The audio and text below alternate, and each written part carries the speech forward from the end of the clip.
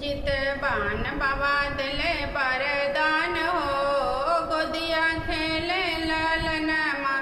जित बान बाबा दिले बरदान हो, गोदिया खेले ललन माँ।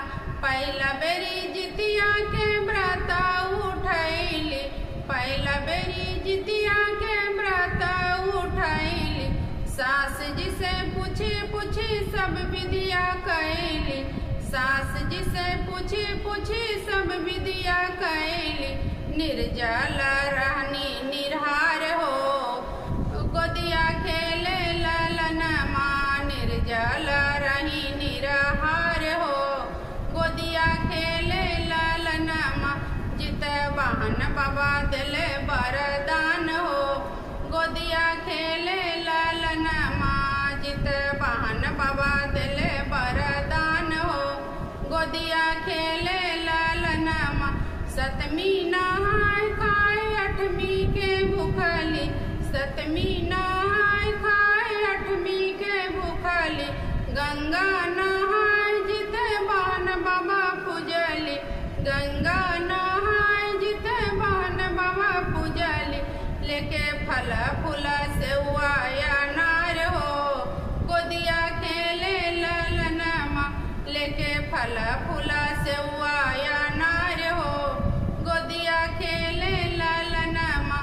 जित बान बाबा दिले बरदान हो, गोदिया खेले ललन माँ। जित बान बाबा दिले बरदान हो, गोदिया खेले ललन माँ।